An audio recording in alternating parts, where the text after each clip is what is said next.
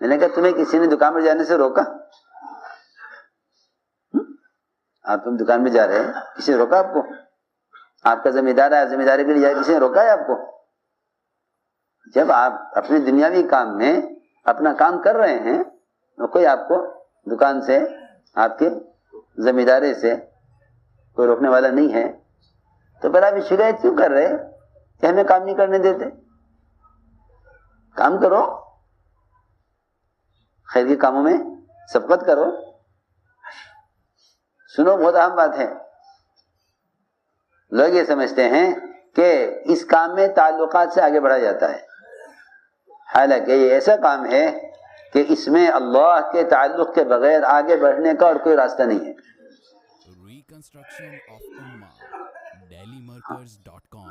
اس کام میں آگے بڑھنے کے لیے بس ایک راستہ ہے کہ اللہ سے تعلق بڑھا لو۔ اللہ سے، وہ تو سچی بات ہے کہ جب بندے کے تعلقات اللہ سے تنہائی میں بگڑ جاتے ہیں تو پھر ان کے تعلقات آپس میں بگڑ جاتے ہیں۔ پہلے تعلقات بندے کے اللہ سے بگڑتے ہیں، پھر بندوں کے بندوں سے بگڑتے ہیں۔ یاد رکھنا، جب اللہ سے تعلق بگڑ کے انتہا کو پہنچ جاتا ہے نا، پھر ان کے بندوں کے درمیان تعلقات بگڑتے ہیں۔ جی ہاں، کیونکہ جو آدمی اپنے اللہ کے درمیان کے معاملات کو درست کر لے گا، اللہ اس کے مخلوق کے درمیان معاملات درست کر دیں گے۔ اس کو میں عرض کر رہا تھا کہ لوگ آگے بڑھنا چاہتے ہیں کسی کے سہارے، کسی کے سہارے، یہ سہارا دے دیں، یہ سہارا دے دیں، کہ نہیں، سہاروں سے تو وہ آگے بڑھتے ہیں جن میں خود چلنے کی صلاحیت نہیں ہوتی۔ کیوں بھائی؟ مردے کیسے جاتے ہیں قبرستان؟ سہارے جاتے ہیں، خود چل کے چلے جاتے ہیں؟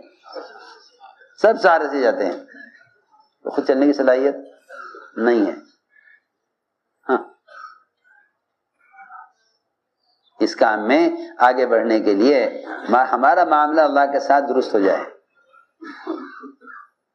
ایک بات۔ دوسری بات یہ ہے کہ محنت کے میدان میں ہو، محنت کے میدان میں رہو تو آگے بڑھو گے۔ میں عرض کرتا ہوں، سچا قصہ ہے۔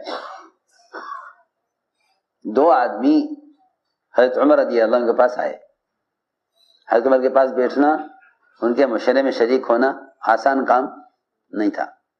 کیوں؟ اس لیے کہ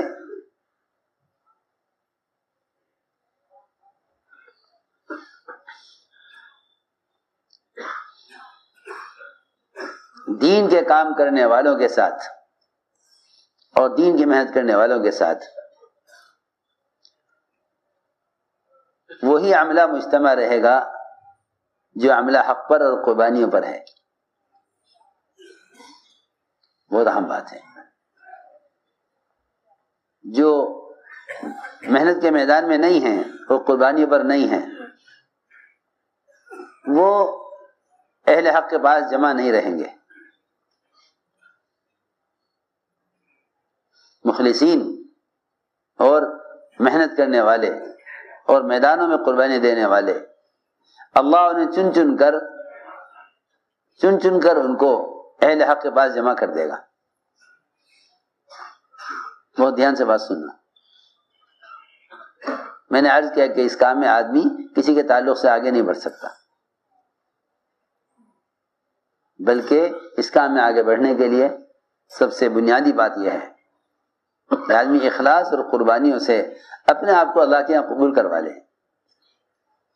کیونکہ آسمانوں پر اعلان ہوتا ہے کہ فلاں ابن فلاں سے اللہ محبت کرتے ہیں، لوگوں تم بھی سے محبت کرو۔ یہاں تک حدیث میں آتا ہے کہ اگر کوئی آدمی چھپ کر گناہ کرے جس کو کسی نے دیکھا نہ ہو، اللہ تعالیٰ اس کے چھپے ہوئے گناہ کی وجہ سے لوگوں کے دل میں اس کی نفرت پیدا کر دیں گے، اگرچہ لوگوں نے اسے گناہ کرتے ہوئے نہیں دیکھا۔ اور آدمی چھپ کر اللہ کی ایسی عبادت کرے کہ جس کو کوئی دیکھنے والا نہ ہو، اللہ اس کی محبت لوگوں کے دل میں ڈال دیں گے، اگرچہ انہوں نے اس کو عبادت کرتے ہوئے نہیں دیکھا۔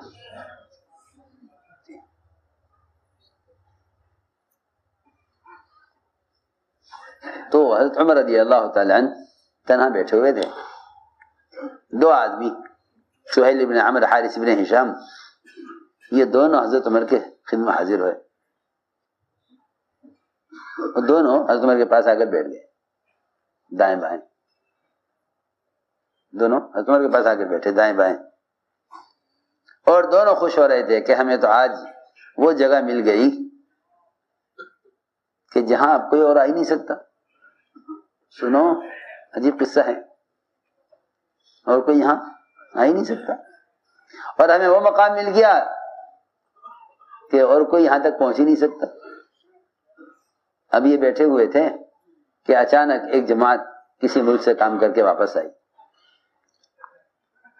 عمر رضی اللہ تعالی نے جماعت کو آگے بلایا اس لیے کہ کام کر کے آ رہے میدان سے, بتاؤ بھائی کیا کر کے آئے, کیا حالات ہیں اس ملک کے.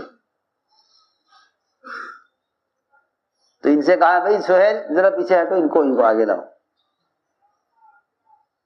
ادھر حارث بیٹھے تھے برابر میں, ان سے کہا بھائی ذرا سا تم پیچھے ہٹو, ان کو آگے لاؤ. یہ ذرا پیچھے ہٹ گئے, دونوں لوگ آگے بڑھ گئے. سنو تھوڑی دیر کے بعد ایک اور جماعت آ گئی. میں نے کہا بھائی صاحب آپ کون, کہاں سے, ذرا سا پیچھے ہٹیے گا, ذرا ہمیں بات کرنی ہے تمہارے سے. ظاہر بات ہے جو کام کر کے آئیں گے وہ ذمہ داروں کو آ کر حالات سنائیں گے, کارگزاری سنائیں گے. وہ اور پیچھے ہٹ گئے. ایسے ہی ہوتے ہوتے جو بھی آوے ان کو ہٹاوے, کمرہ پورا بھر گیا اور یہ باہر نکل گئے. ہاں عجیب قصہ ہے. باہر نکل گئے تو ایک نے کہا دوسرے سے, دیکھا آج ہمارے ساتھ کیا ہوا, ہم سب سے آگے بیٹھے تھے اور ہم باہر نکال دیے گئے. لیکن وہ بھی صحابہ تھے.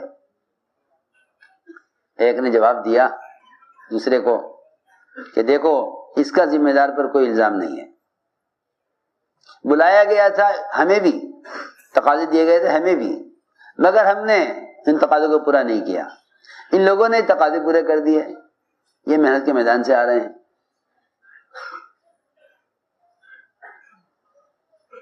چنانچہ سب لوگ چلے گئے تو یہ دونوں حضرت عمر کے پاس آئے اور آ کر کہا مومنین آج ہمارے ساتھ کیا ہوا, ہم تو آپ کے پاس بیٹھے ہوئے تھے, آپ نے ہمیں پیچھے کیا, پھر اور لوگ آئے انہوں نے ہمیں پیچھے کیا, اور لوگ آئے انہوں نے ہمیں ہٹایا, ہم کمرے سے باہر نکل گئے. یہ آج ہمارے ساتھ کیا ہوا؟ حضرت عمر نے فرمایا کہ دیکھو بات یہ ہے کہ ہم نے تمہارے سامنے بھی کام پیش کیا تھا, کام کے تقاضے تمہیں دیے تھے, تم نے تقاضے پورے نہیں کیے. انہوں نے کام کے تقاضے پورے کیے, یہ آگے بڑھ گئے, یہ آگے بڑھ گئے قربانیوں سے. چنانچہ ان دونوں نے کہا مومنین کوئی ایسا حل بتائیے کہ ہم بھی ان کے ساتھ ہو جائیں. ہاں